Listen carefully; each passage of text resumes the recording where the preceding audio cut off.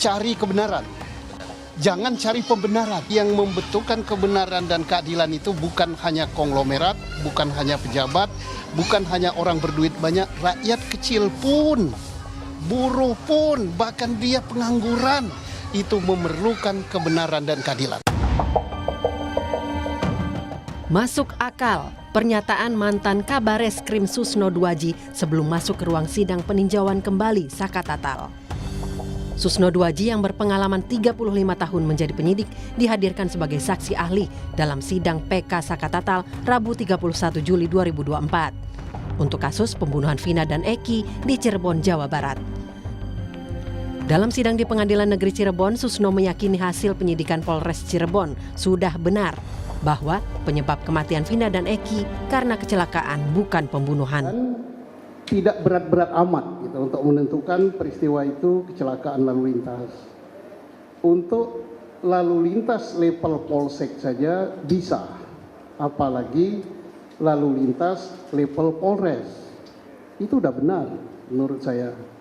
Dan saya melihat foto-foto yang ada, kemudian saya melihat dan membaca berkas yang ada untuk pembunuhan di Cirebon yang sudah mempunyai kekuatan hukum tetap, saya tidak melihat itu ada peristiwanya.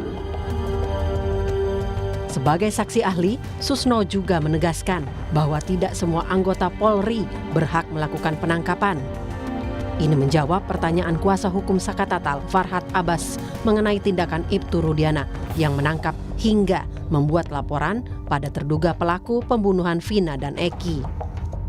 Selain Susno, psikolog forensik Reza Indragiri juga hadir dalam sidang PK Saka Tatal.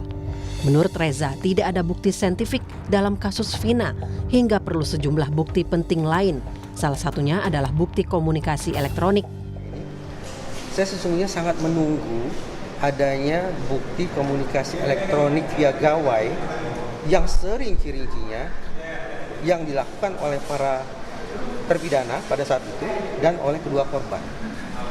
Bukti komunikasi elektronik serinci-rincinya ini mencakup siapa dengan siapa, berkomunikasi tentang apa, pada jam, menit, detik berapa. Selain itu, Reza Indragiri juga menyampaikan permintaan maaf kepada Ibtu Rudiana.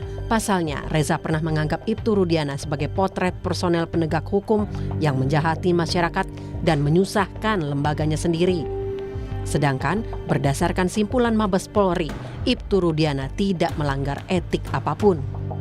Mantan Bupati Purwakarta, Deddy Mulyadi juga hadir sebagai saksi dalam sidang PK Saka Tatal. Dalam sidang, Deddy menyampaikan keterangan wawancaranya dengan sejumlah pihak, termasuk Saka Tatal. Lalu, setelah saksi fakta, dapatkah kesaksian para ahli memperkuat pembuktian Saka Tatal? Demi membersihkan namanya dari mantan terpidana kasus pembunuhan Vina dan Eki di Cirebon 2016 silam. Tim Liputan Kompas TV. Saudara, 6 orang ahli dihadirkan kuasa hukum Saka Tatal, yakni sehari setelah 9 orang saksi fakta hadir dalam sidang peninjauan kembali Saka Tatal. Lalu apakah keterangan ahli ini dapat memperkuat pembuktian Saka Tatal dalam persidangan? Kami akan bahas di pagi hari ini bersama dengan salah seorang ahli yang sudah hadir kemarin di sidang PK dari Saka Tatal. Sudah ada Kabareskrim Polri tahun 2008 hingga 2009, Pak Susno Duaji. Selamat pagi, Assalamualaikum Pak Susno. Selamat pagi Mbak, selamat pagi para pemirsa sekalian. Oke, kemudian ada kuasa hukum dari Ibtu Rudiana, Mas Mardiman Sane. Selamat pagi, Assalamualaikum Mas Mardiman.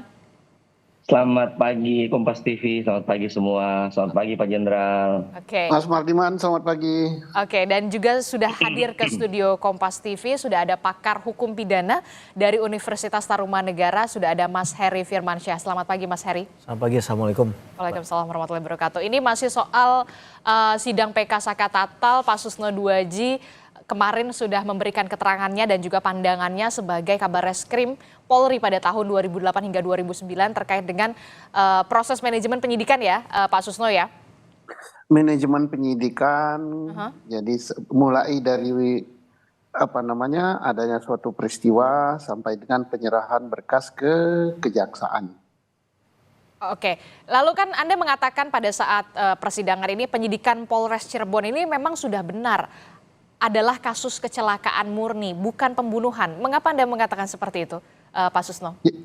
Sampai dengan sekarang, proses kecelakaan lalu lintas, proses yang terjadi atau peristiwa yang terjadi di flyover Cirebon itu ditangani oleh yang punya wilayah. Oke. Yurisdiksi siapa itu? Yurisdiksi Polres Cirebon yang dikenal masyarakat setempat Polres Sumber. Di wilayahnya adalah kabupaten. Dia punya kepolisian sendiri, punya kejaksaan sendiri, punya pengadilan sendiri. Oke. Begitu peristiwa terjadi, mereka sudah olah TKP, mengumpulkan alat bukti, termasuk meminta visum dan sebagainya. Kemudian mereka menyimpulkan kecelakaan lalu lintas tunggal. Jenazah yang tadinya satunya hidup, satu meninggal sampai ke rumah sakit, beberapa saat dua-duanya meninggal. Ya. Diserahkan pada keluarga dan keluarga memakamkan. Sampai sekarang proses penyidikan oleh Polres Sumber atau Cirebon Kabupaten tidak pernah dilimpahkan kepada satuan polisi manapun, tidak ditarik ke Polda, mereka sudah selesai. Nah, oleh karena itu saya tetap berpegang kepada apa yang telah diputuskan oleh Polres Sumber atau Cirebon Kabupaten. Oke. Dan juga diperkuat oleh pengamatan saya terhadap apa yang terangkat ke permukaan, karena saya tidak berada di TKP, saya tidak mengalami langsung. Saya kira kita semua sama, hanya berdasarkan apa yang terangkat ke publik. Ya. Lalu bagaimana? Kemudian kan awalnya memang ini Polres Cirebon ini mengatakan ini murni kasus kecelakaan lalu lintas begitu. Kemudian berubah 180 derajat menjadi kasus dugaan pembunuhan dan juga bahkan ada ruda paksa di sana. Anda melihatnya proses penyidikannya mengapa bisa seperti itu? Berubah 180 derajat dalam persidangan kemarin. Oke, saya dalam persidangan kemarin saya bantah, saya katakan tidak berubah ya. Polres Cirebon Kabupaten tetap menyimpulkan dan mengatakan pemeriksaan penyidikan sudah selesai. Jadi kenapa tidak berubah? Karena apa yang dilakukan oleh Polres Cirebon tidak diambil over oleh satuan polisi atau Polri manapun juga, baik Polda maupun Polres Kota Cirebon. Oke. Tidak berubah. Nah, sekarang timbul pertanyaan, kenapa ada peristiwa pembunuhan? Oke. Yang membuat peristiwa pembunuhan itu adalah Polres Cirebon Kota. Oke. Nah, maka saya pertanyakan, di mana TKP-nya? Kemudian apa alat buktinya? Nah, karena TKP-nya tidak jelas, alat buktinya tidak jelas, inilah yang menjadi persoalan. Jadi kalau kecelakaan lalu lintas sudah tuntas itu. Ya. Oke, tapi lazim nggak sih dari kasusnya dari Polres Cirebon Kabupaten terus bergeser ke Polres Cirebon Kota? Anda melihat memang pada saat pandangan Anda diperdengarkan kemarin, apakah ada faktor X atau seperti apa sampai bisa berpindah dari Polres Cirebon Kabupaten, TKP-nya kemudian ditangani oleh Polres Cirebon Kota? Tidak berpindah. Cirebon Kabupaten ya tetap kekeh, mereka sudah selesai. Nah, sekarang yang dipertanyakan Polres adalah Cirebon Kota. Polres Cirebon Kota membuat sendiri ya suatu peristiwa. Kalau Cirebon Kabupaten sudah atau Polres Sumber masyarakat setempat mengatakan sudah tuntas, tinggal Cirebon Kota. Cirebon Kota itu Ciko. Ciko ini tidak men-take over, tidak diberi pelimpahan, tidak diberikan apa-apa, tapi dia adakan peristiwa sendiri. Nah, peristiwa yang mana gitu kan? Kebetulan korbannya namanya sama. Jadi inilah yang yang menjadikan kita menjadi heboh hampir 3 bulan sampai dengan hari ini. Oke. Dan ya. Oke, dan Anda melihat lazim nggak seperti itu dilakukan? Atau sangat tidak lazim ya, tidak lazim dan sebagainya. Kasusnya sudah tuntas, kok ada kasus baru lagi? Nah, atau ada perkara baru lagi? Perkaranya yang di jembatan flyover itu sudah tuntas. Nah, sekarang di Cirebon di Ciko buat perkara baru. Nah, perkara barunya itu kebetulan korbannya sama. Nah, ini sangat tidak lazim. Selama saya jadi polisi ya nggak pernah gitu. Nggak Oke. pernah ada. Dari pandangan Anda, apa faktornya? Ya faktornya ada yang membuat laporan. Ada yang membuat laporan. Kan kita tahu yang membuat Iya. laporan ini Ibtu Rudiana. Iya, yang membuat laporan saya kan tidak sebagai ahli kan tidak menyebut nama dan sebenarnya saya kan netral. Aha. Jadi ada yang membuat laporan, kemudian laporan itu diproses oleh Oke. Ciko, gitu, diproses, kemudian dia kurang teliti. Kekurang telitiannya adalah di mana TKP-nya. Nah, kalau sudah tahu di TKP-nya, kembali kepada hal yang mendasar dari penyidikan. Di pelajaran pertama di sekolah Polri terkait dengan penyidikan adalah ditanyakan dulu peristiwanya apa. Nah, peristiwanya apa, setelah itu baru dilengkapi dengan alat bukti apakah peristiwa itu betul ada, kemudian baru sampai ke pelakunya siapa. Oke. Tapi sebelum itu, kembali lebih paling awal sendiri adalah locus delicti dan tempus delictinya. Locus delictinya di mana? TKP-nya di mana lokasinya? Iya, di mana? Setelah tahu TKP-nya baru mengumpulkan alat bukti, teori mendasar daripada reserse itu adalah triangle evidence. Di situ korban, di situ saksi, di situ barang bukti, di situ segala macamnya dikumpulkan. Nah, sekarang mereka mengumpulkan apa-apa di mana gitu. Oke. Oke, saya ke Pak Mardiman. Pak Mardiman, respon Anda bagaimana kalau Pak Susno Duwaji mengatakan sebenarnya kalau di Cirebon Kabupaten, Polres Sumber ini memang sebenarnya sudah selesai kasus kecelakaan murni, kecelakaan tunggal. Kemudian ada laporan lagi ke Polres Cirebon Kota dan klien Anda yang melaporkan pada saat itu, benarkah demikian? Dan ada perbedaan antara kecelakaan murni dan kasus dugaan pembunuhan. Apa yang kemudian melatar belakangi keyakinan dari Ibtu Rudiana kalau ini memang kasus dugaan pembunuhan, bukan kecelakaan? Jadi saya sama Bang Susno ini beda keyakinan, Mbak. Aha. Bang Susno yakin kecelakaan, saya yakin pembunuhan. Nah, di situ aja ya. Kami beda keyakinan nih untuk urusan ini. Boleh saja. Oke. Kan kan Kita sama-sama hargai, bikin kita saya saling marah, menghargai di Pak sini. Jenderal. Nah, Saya barat tambah besar hadiahnya. Oke, silahkan Mas. saya mulai dulu dengan scientific ya, yang banyakkan saksi yang bilang, saya nggak usah sebut nama lah. Ini tidak berdasarkan scientific. Kata siapa? Dalam putusan Saka Tatal itu Muhammad Rizky Rudiana sudah ditarget ya, karena saksi Sudirman, maaf suara saya agak serak.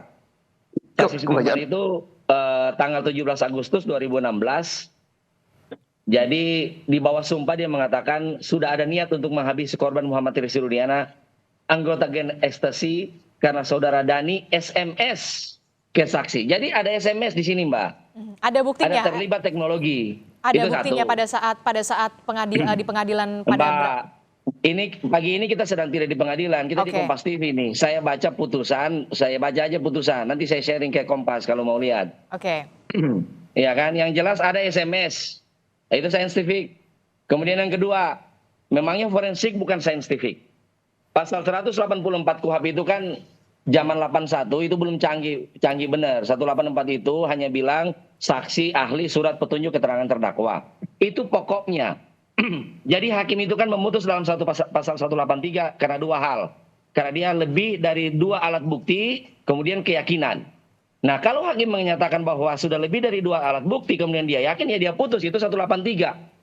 Jadi, jangan dibalik-balik. Yang disebut dengan scientific crime investigation itu hanya pendukung. Kalau makanan pokok, kalau dalam 4 sehat 5 sempurna itu susu dan buah. Bukan nasi, bukan karbohidrat. Karbohidrat makanan utama itu adalah 5 hal dalam pasal 184. Jadi sebenarnya tanpa SCI pun, kalau hakim sudah yakin, dua alat bukti diputus, selesai barang itu. Tapi sekarang orang-orang meributkan. Reza Indragiri meributkan. Saya menunggu, saya ingin tahu apakah ada. Mbak, ini bukan pembunuhan sekelas mafia Meksiko yang mereka komunikasi lewat telegram segala macam. Anak-anak ini menarget beberapa orang seperti tadi dalam kesaksiannya Sudirman, ya, kita habisi anak-anak ekstasi. Itu sudah lebih dari cukup bahwa ada perencanaan pembunuhan di sini. Kemudian yang berikutnya, kenapa sampai saya tetap foto ini adalah pembunuhan? Ini adalah pembunuhan.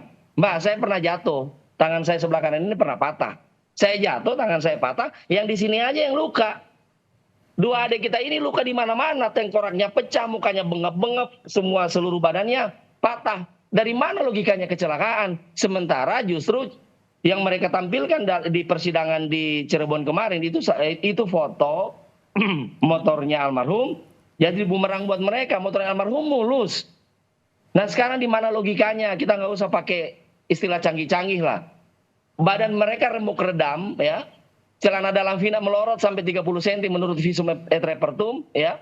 Kemudian mereka patah di mana-mana, sementara motornya mulus. Dari mana logikanya? Jadi itulah menurut saya. Ya berhentilah kita framing gitu ya. Ya. Oke. Respon Anda, Pak Susno? Pertama, dalam visum tidak ada celana melorot, itu tidak ada. Kemudian yang kedua, kalau sepeda motornya jelas rusak ya. Rusak kita bisa lihat karena sama-sama nggak di TKP, kita bisa lihat fotonya. Stangnya pun rusak, kemudian shock breakernya juga, dan helmnya juga pecah. Kemudian ditemukan juga di sekrup penerangan jalan umum itu adalah ditemukan daging. Jadi demikianlah maka Polres atau penyidik atau polisi berkesimpulan adalah kecelakaan lalu lintas tunggal. Tapi kalau tadi Mas Mardiman mengatakan kalau memang kecelakaan lalu lintas, kenapa kemudian mohon maaf jasad pada saat Vina dan juga Eki ini remuk redam begitu? Kita bisa lihat karena kita nggak di TKP, bisa dilihat fotonya, ya. Bisa lihat fotonya apa iya remuk redam. Nah kemudian semua boleh, saya hargai pendapat Mas Mardiman, bagus ya. Jadi tidak boleh ini harus ada semacam kontra pendapat, tapi pendapat-pendapat itu karena yang kecelakaan lalu lintas ini sudah disimpulkan oleh aparat penegak hukum. Nah tentang ini adalah pembunuhan, bagus sekali dia tadi katakan, adik saya bagus, tidak usah kita ributkan, tapi ini tidak usah kita berpraduga, tapi kita masukkan ke jalur hukum. Nah siapa yang bisa begitu? Karena kemarin itu sudah dibuka suatu forum untuk tahap pertama ya, mungkin ada forum berikutnya lagi PK itu di pengadilan. Disampaikan di pengadilan PK. Pak Rudiana bisa menyampaikan bahwa anggapan dia ini adalah pembunuhan, itu bagus, saya hargai dan kita juga berduka cita. Tapi anggapan itu bagus sekali kalau dia misalnya memberikan penjelasan didampingi oleh penasihat hukumnya di depan pengadilan. Nah, depan pengadilan sehingga nanti akan dinilai. Mas Mardiman, bersediakah kemudian Ibtu Rudiana ini memberikan penjelasannya terkait dengan sebagai pelapor pertama yang mengatakan ini ada dugaan pembunuhan di muka persidangan? Sebenarnya sih bukan soal keberatan dan keberatan, bukan soal keberatan atau tidak keberatan. Beban pembuktian ada di pemohon. Jadi tidak menjadi beban bagi kami atau tidak menjadi kewajiban bagi kami untuk hadir. Nah, Pak Rudiana kan juga di beberapa media, kemarin juga di Cirebon, ya, Pak Rudiana sudah tampil dan dia sampaikan, ya dia berani bersumpah atas nama agamanya, mati 7 turunan, kan gitu. Tapi begini, yang ditunggu adalah kemudian penjelasan kepada dari Ibtu Rudiana di muka persidangan begitu kalau memang dijelaskan. Depan sidang di depan persidangan. Bagus sekali itu. Kalau depan persidangan kan kita tidak ada kewajiban untuk memberikan keterangan di depan persidangan. Kalau misalnya majelis hakim menganggap perlu, bersedia. Ya kan? Ya bersedia dong, sebagai warga negara wajib dong. Jangankan Pak Rudiana, presiden aja dipanggil pengadilan harus, tapi kan enggak begitu, enggak ada. Berarti kalau hakim meminta dan ada permintaan itu dari pengadilan, berarti Ibtu Rudiana siap ya untuk memberikan penjelasannya di muka persidangan, betul ya, Mas Mar ya? Sangat siap. Saya termasuk Mbak juga kalau dipanggil harus siap itu. Siap. Bagaimana ini kalau melihat PK Saka Tatal ini yang kemarin memang ada beberapa ahli, kemudian juga dari pernyataan dari kuasa hukum Ibtu Rudiana, apa yang menguatkan, apakah keterangan dari ahli ini bisa menguatkan? Ya, sebelumnya saya nggak akan masuk ke wilayah keyakinan ya Mbak Adisti ya, karena saya juga sudah punya keyakinan agama sendiri. Insya Allah sudah. Apapun keyakinannya kita harus saling menghargai ya. Jadi saya nggak akan masuk ke wilayah sana. Tapi dalam konteks pertama saya ingin sekali menghargai dan memberikan penghormatan yang setinggi-tingginya kepada Pak Susnodo Aji ya. Karena yang saya perhatikan, beliau ahli yang sangat konsisten kemarin. Beliau tidak berusaha masuk kepada pokok perkara, beliau sangat membatasi diri, tidak kemudian, walaupun beliau tahu sebenarnya, pasti beliau baca berkas, dokumen yang diberikan cukup, kemudian putusannya juga lengkap, tapi beliau tidak mau masuk ke wilayah itu. Karena ya kalau kita lihat jalannya persidangan, ya, beliau yang sangat konsisten menurut saya ya. Kemudian dalam hal tadi memang sempat ditanyakan juga ke Pak Susno, nanti mungkin beliau juga bisa mengkonfirmasi. Bagaimana kemudian perpindahan misalnya, peralihan ada katakanlah kasus yang diberikan tidak diselesaikan oleh salah satu pihak, Polsek atau Polres, tapi dilanjutkan ke pihak lain. Nah ini kan berarti harus ada prosedural administratif. Menurut saya pintu masuknya di sana dulu. Ada tidak prosedural administratif antara pelimpahan perkara tadi, di antara dua Polres tadi. Nah berarti ada jalinan komunikasi. Sehingga kita tidak berdebat mana yang lebih tinggi, penyidikan di tingkat sebelum yang pertama atau yang kedua, atau penyidikan atau putusan yang lebih tinggi. Karena kalau penyidikan itu berarti kan belum tuntas dia. Kalau kita membaca sistem peradilan pidana secara utuh, ini belum sampai pada tingkat diuji di penuntutan, belum sampai pemeriksaan sidang pengadilan. Nah ini yang harus bisa dijawab dalam konteks tadi menurut saya. Nah untuk kasus yang mengkaitkan apakah ini pembunuhan dan juga kecelakaan, semua punya perspektif masing-masing. Sehingga agak sulit kita untuk bicara dalam konteks tadi. Tapi kalau kita fokus pada PK-nya saja, ya, berarti kita akan melihat berkas-berkas itu sebenarnya menyoal nggak masalah kecelakaan dari awal. Agar kita lebih clear di sana. Karena kalau itu yang diterbitkan, berarti kita sudah menyoal hal yang paling baru lagi dalam konteks ini. Kita nggak komit dan konsisten untuk menyelesaikan persoalannya. Apakah orang ini memenuhi kualifikasi melakukan tindak pidana atau tidak? Perdebatan yang paling umum ketika seseorang menjadi ahli atau ingin menemukan kebenaran hukum adalah satu, apakah terpenuhi unsur delik atau tidak? Berarti sudah jelas ini tindak pidana, cuman benarkah terpenuhi atau tidak? Tapi dalam persoalan ini ditarik lebih jauh menurut saya kan, apakah ada tindak pidana atau tidak? Nah ini yang menjadi persoalan besarnya, karena kemudian dimasukkanlah unsur intervensi Rudiana di dalamnya sebagai kapasitasnya dia anggota kepolisian aktif dan dia sebenarnya tidak bertugas, tidak punya kewenangan untuk melakukan hal itu. Tapi dengan masuknya ada yang tadi Anda sebutkan itu, apakah itu masuk ke substansi atau sebenarnya di luar, jadi melebar kemana-mana? Yang poin yang mana tadi Mbak Adisti? Yang soal adanya dugaan intervensi Ibtu Rudiana ini. Ya, kalau orang ingin melakukan pembelaan, sangat wajar segala cara akan dilakukan. Poin-poin yang bisa digugat akan digugat semua menurut saya. Bahkan mungkin kalau artis potong rambut dan itu ada kaitannya dengan pembelaan juga akan dikait-kaitkan menurut saya. Jadi sebenarnya hal ini hal yang biasa dalam pembelaan. Jadi kita nggak perlu baper karena kita juga sedang mencari kebenaran material kan. Tadi kita Pak cari Susno, kebenaran bukan pembenaran ya kalau kata Pak Susno. Pak Susno sudah sampaikan dan juga sebenarnya ahli yang kemarin, saksi yang kemarin, pertanyaan dasarnya adalah adakah yang kemudian ada di TKP pada saat itu. Ya, betul. Itu clean and clear. Kalau kita mencoba membuat kronologinya, itu akan membantu sebagai pintu masuk. Tapi kalau yang telak sekali adalah adakah yang melihat kenyataannya bahwa itu kecelakaan, adakah bukti lain yang mendukung itu, sehingga kita menjadi tidak lagi terbata-bata dan tidak lagi ragu-ragu untuk menyatakan bahwa clean and clear ini adalah kecelakaan, clean and clear ini adalah pembunuhan gitu. Nah, tapi kan ini karena harus dibuktikan oleh pihak pemohon, harusnya poin itu yang menarik menurut saya. Kemudian poin tentang ada tidaknya intimidasi, ada tidaknya kemudian kekerasan yang dilakukan, sejauh mana intervensi itu dilakukan. Memang ini sesuatu yang ranahnya abu-abu ya, nggak mudah memang untuk membuka hal itu. Saya juga praktisi hukum, saya paham betul itu. Ini memang nggak mudah, apalagi ini sekitar 8 tahun yang lalu gitu. Bagaimana kita mau menjelaskan sesuatu yang mungkin saja orangnya sudah tidak komit lagi dengan apa yang disampaikan. Ini terjadi di Liga Akbar, ini terjadi di DD. Nah, kemudian sampai cabut BAP. Ya, ini karena sudah akan selesai di tahap akhir, mungkin saya akan sampaikan begini.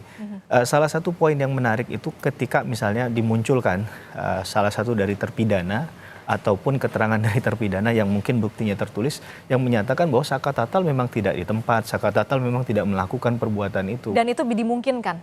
Menurut saya tidak ada yang menghalangi hal itu, tinggal bagaimana hakim menerima atau menolak.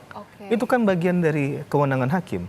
Kalau kita dalam konteks bagi orang hukum selama tidak dilarang, ya boleh saja dilakukan. Dan menurut saya itu tidak ada pelanggaran hukum sama sekali. Sehingga kita nggak berdebat lagi. Ini kan yang dianggap bahwa Saka Tatal ini adalah bagian dari pelaku tindak pidana. Bahkan kemudian dianggap oleh kuasa hukum yang saat ini memegang kasus di PK, kalau saya tidak salah, ya mencatat ya, bahwa dia nggak ada di TKP. Nah, untuk menyatakan bahwa ini tidak ada di TKP kan harus ada orang yang melihat. CCTV kita nggak bisa andalkan lagi, memang sudah tidak ada dari awal kasus ini begitu.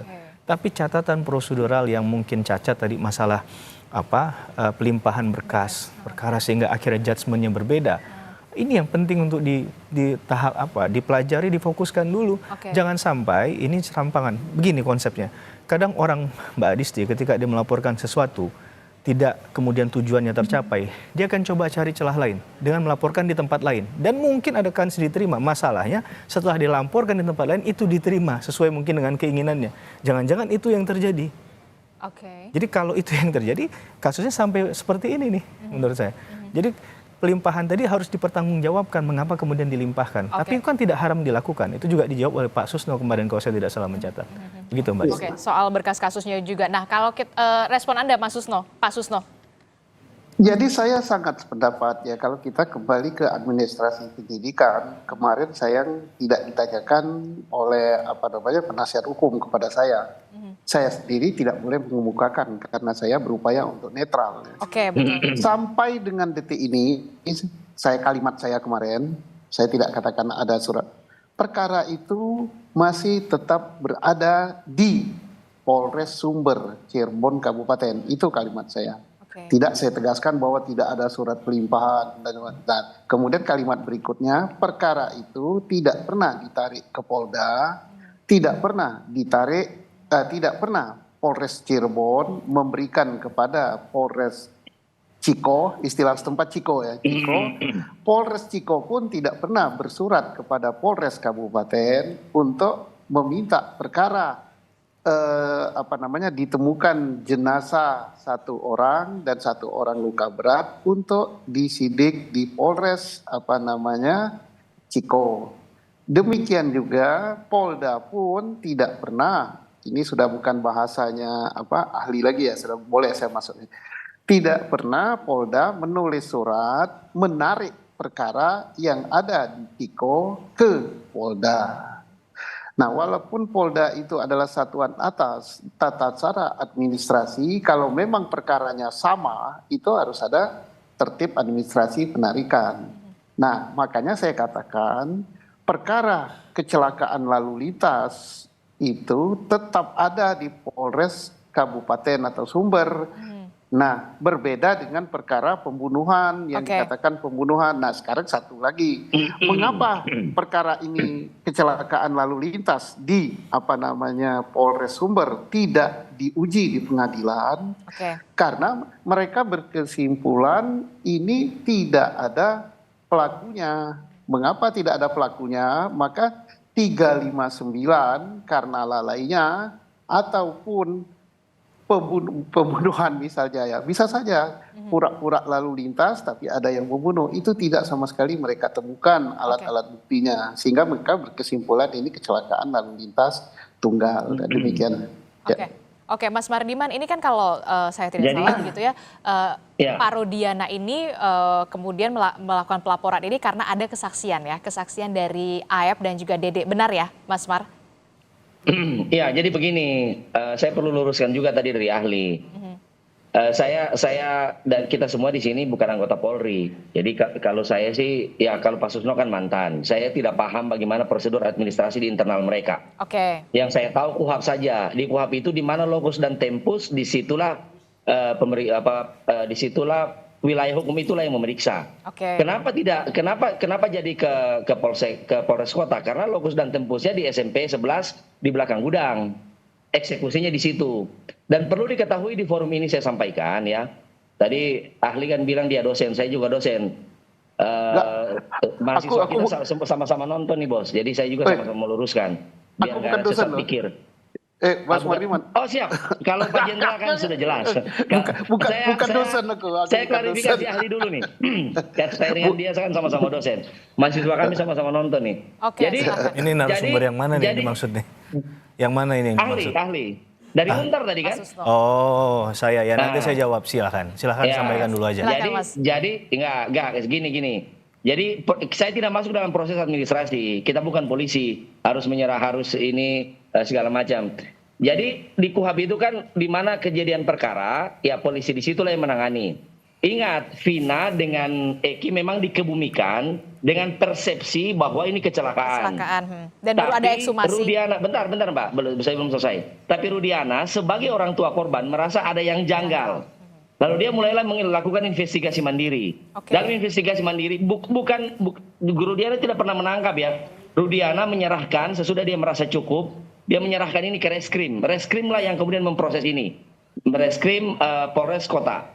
Nah, jadi ada 2 kali otopsi. Yang pertama soal kecelakaan, visumnya sudah. Tapi kemudian begitu ada mereka menemukan para pelaku dan kemudian ada pengakuan segala macam, pengakuan bukan alat bukti sempurna. Kita semua tahu itu dalam pasal 189 ayat 4 KUHP. Oke. Sehingga dilakukanlah ekshumasi, digali kembali. Jadi ada 2 kali, jangan salah. Oke. Oleh karena itu, saya perlu meluruskan kenapa kemudian ini berada di Polres Cirebon Kota.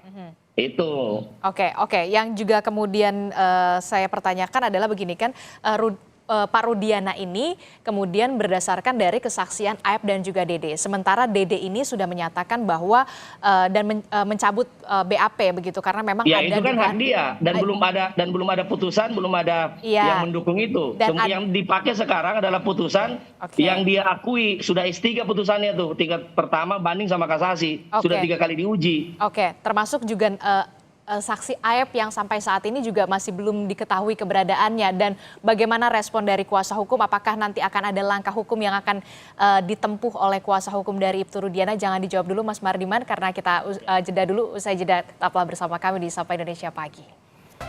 Terima kasih Anda masih bersama kami dalam Sapa Indonesia Pagi. Saudara, kita masih melanjutkan perbincangan kita masih soal kasus dugaan pembunuhan Vina dan Eki, termasuk juga langkah hukum yang dilakukan oleh Saka Tatal yang mengajukan PK. Kemarin kita sudah menyaksikan bersama bahwa ada sejumlah ahli yang dihadirkan untuk diperdengarkan keterangannya dan juga pendapatnya.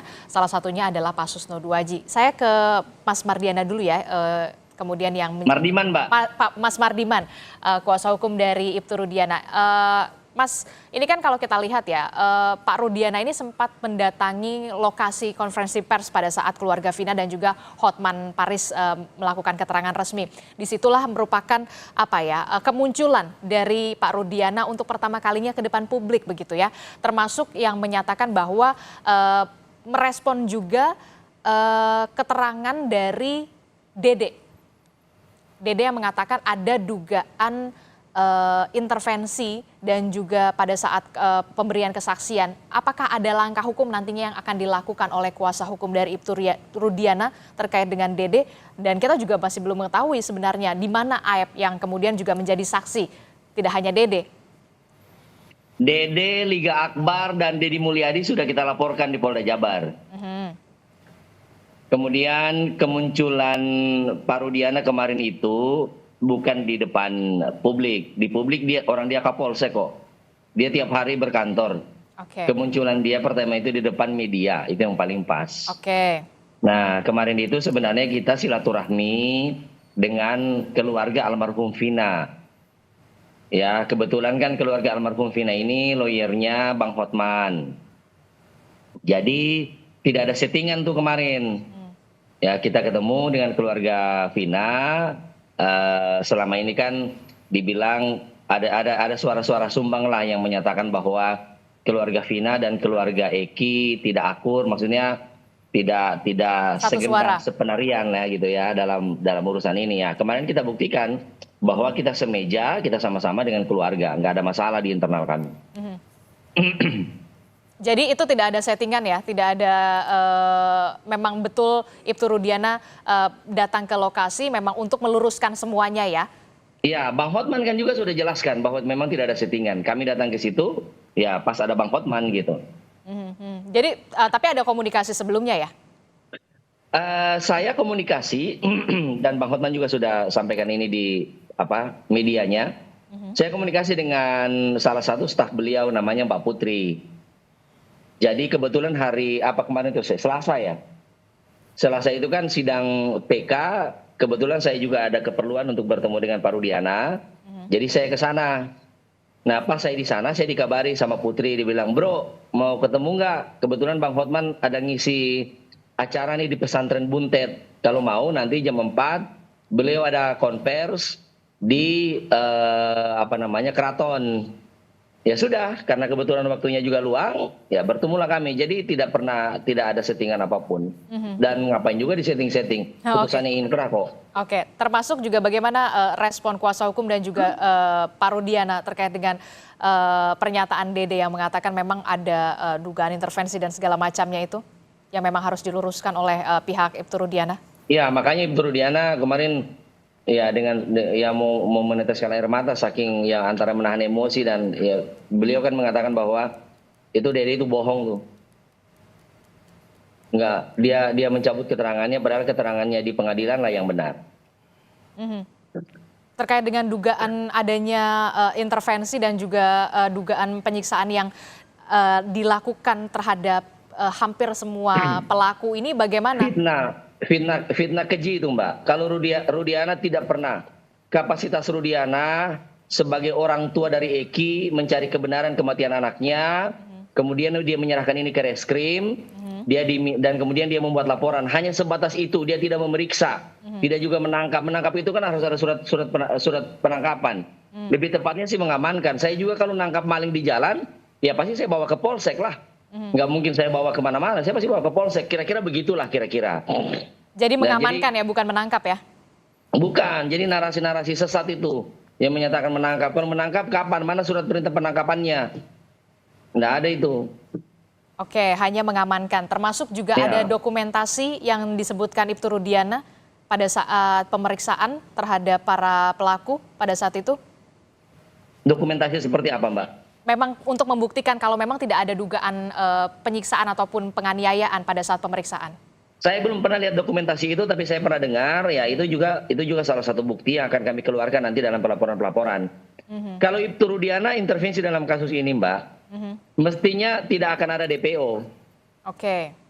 Misalnya nih ya, karena ini kan nanti terbuka lagi ini barang sesudah filmnya Vina sebelum 7 hari itu kan.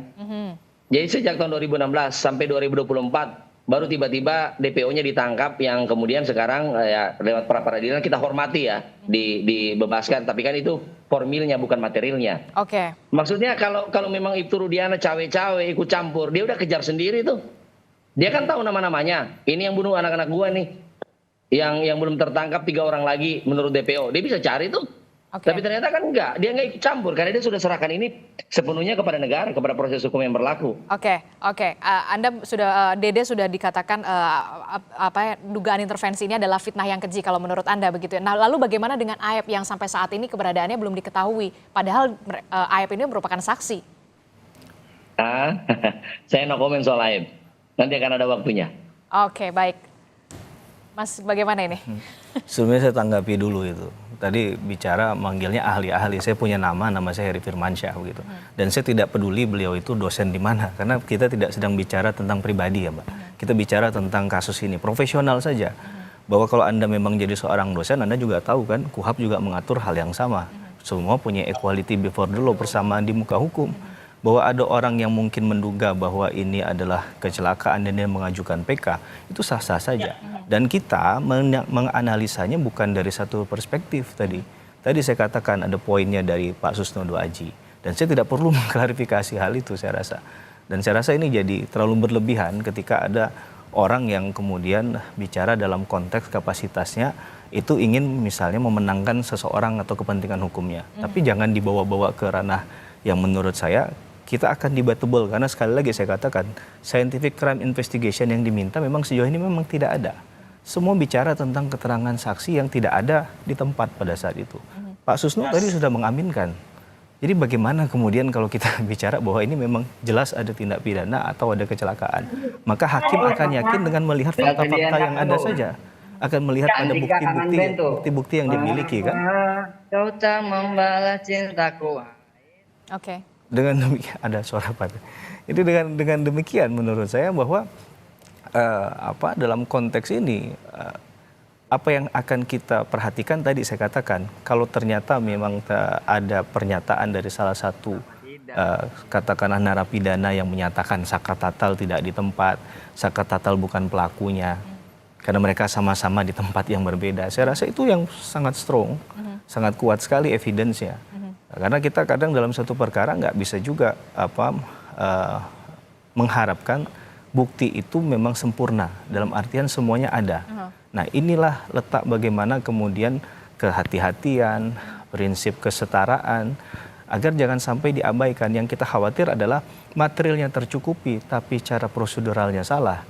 Ini yang kemudian diproses, digugat, dan lain-lain sebagainya. Pra-peradilan kemarin itu kan misalnya masih menyatakan bahwa Peggy Setiawan ini belum tentu orang yang melakukan tindak pidana. Karena yang disoal hanya masalah proseduralnya saja. Nah ini yang saya katakan tadi, ketika proseduralnya tidak dijalankan dengan benar, ini jadi pertanyaan publik. Apakah ini sudah dilakukan secara profesional, secara proporsional, dan kemudian dikaitkan dengan posisi ayah korban yang berstatus sebagai polisi melakukan satu tindakan. Nah ini kan yang harus dijelaskan, tindakan ini clean and clear nggak? Bahwa tidak ada intervensi, tidak ada kekerasan dan lain sebagainya. Bukan dalil dijawab dalil. Berarti dalil dijawab ada buktinya juga. Dalil bukti, dalil bukti. Begitu menurut saya cara membuktikan yang benar. Jadi kerangka berpikirnya kita tidak sekedar hanya menyampaikan sesuatu yang secara bukti lemah begitu. Nah, masalahnya hakim dalam menilai putusan ini nanti hanya mungkin akan hanya terbatas pada apa yang disampaikan di ruang sidang tadi. Karena kalau kita teliti dari awal, bukti foto itu pun tidak konkret menjelaskan apa. Apakah kemudian ada luka-luka yang dialami, dan mungkin yang lebih jelas adalah keseluruhan tubuhnya tadi, sehingga tidak kemudian memenggal ini menjadi bagiannya cerita yang tidak utuh. Karena bagaimanapun kasus ini bermula menurut saya ketika banyak dalam tanda petik hal yang bisa dipertanyakan. Kerapnya banyak sekali, dan dari awal tidak langsung dinyatakan secara tegas bahwa ini adalah tindak pidana dengan bukti seperti ini. Nah, itu yang dari awal akhirnya kasus ini jadi bergulir semakin banyak tafsir-tafsir yang muncul. Kemudian ada muncul lagi keterangan-keterangan yang dahulunya tidak pernah ada, tidak pernah dipertimbangkan, kemudian ada sekarang. Nah ini sekarang tinggal kita lihat relevansi dan validitasnya saja. Itu hakim yang nanti akan menilai hal itu. Oke. Terakhir Pak Susno, apa yang pelajaran yang bisa kita petik utamanya dari kasus ini, utamanya dari kasus jangan sampai kemudian penyidikan polisi ini jangan sampai seperti ini lagi begitu? Ini bagus sekali ya untuk kita belajar bersama ya, baik Polri, artinya dalam menyidik itu kita tahu pembuktian itu alat buktinya 184 KUHP. Nah, tapi tidak cukup sampai di situ saja, kan masih ada penjelasan lain bahwa atau pasal lain mengatakan harus saling bersesuaian. Saksi pun antara saksi 1, saksi 2 jangan kita hitung jumlahnya, tapi saling bersesuaian apa tidak. Nah, kemudian keterangan saksi saja tidak cukup. Keterangan saksi harus dibuktikan dengan alat bukti yang lain bahwa keterangan saksi itu benar apa tidak. Contohnya kemarin waktu di ruang sidang saya katakan, sekitar 300 orang di ruang sidang kita bersepakat mengatakan tidak ada layar televisi di belakang majelis hakim. Padahal ada. Nah itu kan apakah keterangan 300 orang itu benar? Ternyata tidak benar, kan bohong. Tapi kalau didukung alat bukti lain berupa foto, berupa apa, ya itu berarti benar. Nah, jadi jangan kita terlalu misalnya, oh alat bukti ini jumlahnya sekian, ini sekian. Jadi bukan kuantitas tapi kualitas. Untuk menjadikan dia kualitas harus ada alat pendukung lain. Oke. Nah, Mas Heri Firmansyah tadi sudah katakan bahwa ini kan berdiri sendiri itu nggak bisa. Ya. Nah, ini kalau kita lihat ya di dalam berkas putusan itu ada 3 putusan gitu.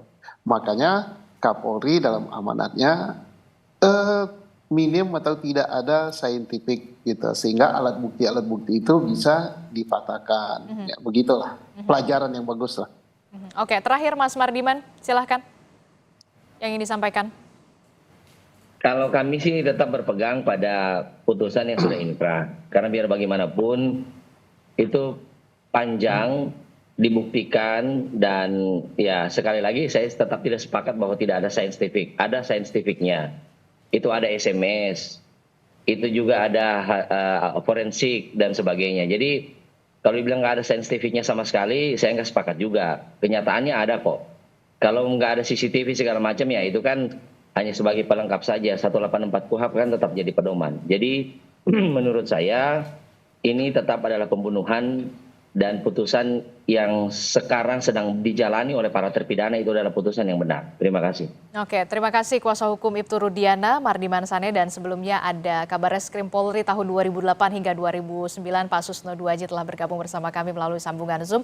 Dan yang sudah hadir ke studio sudah ada pakar hukum pidana Universitas Tarumanegara, Bung Heri Firmansyah. Terima kasih, Bung Heri. Sama-sama, Mbak Desi. Selamat pagi Bapak-Bapak semuanya. Sehat selalu. Assalamualaikum. Selamat pagi, Mas Selamat pagi. Heri. Sama-sama Pak Susno, izin.